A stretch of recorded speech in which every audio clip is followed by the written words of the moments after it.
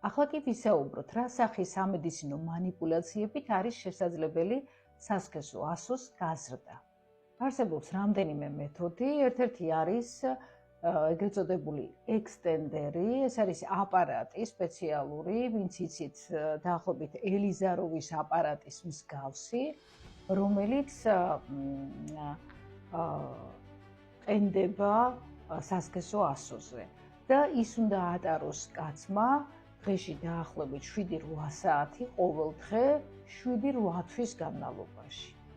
7-8 თვის განმავლობაში რაღაცა აპარატის ტარება სასქესო ორგანოზე ძალიან მნიშვნელოვან დისკომფორტს შეუქმნის კაცს. ამიტომ ეს აპარატი არ არის ესეთი პოპულარული. მისი მოქმედების მექანიზმი მდგომარეობს იმაში, რომ ის მექანიკურად ჩვეულებრივ წელავს, აგრძელებს ქსოვილს, სასქესო ასოს ქსოვილს და ეფექტი დაახლოებით 2 სანტიმეტრია. არსებობს ქირურგიული მეთოდი, რომლის დროსაც ხდება სასქესო ასოს ლიგამენტების მოკვეთა. და ეს იწვევს იმას, რომ სასქესო ასო ის რაც კანქვეშაა, ნაწილობრივ გამოდის გარეთ.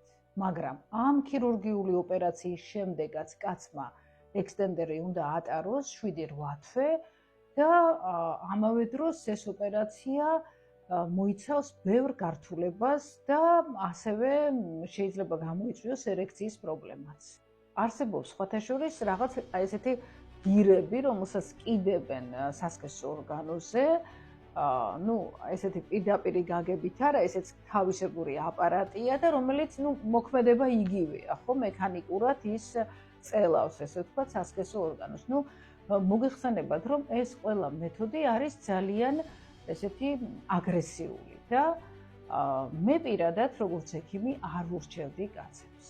ყველაზე მარტივი, ეფექტური და რაც თავარია, უსაფრთხო მეთოდი ეს არის სასქესო ასოს აუგმენტაცია სპეციალური ფილერით. დეტალურ ინფორმაციას ამ პროცედურის შესახებ, როგორ ვაკეთებთ მას, როგორი ეფექტი აქვს და რამდენ ხანში და ასე შემდეგ, მოგიყვებით შემდეგ ვიდეოში.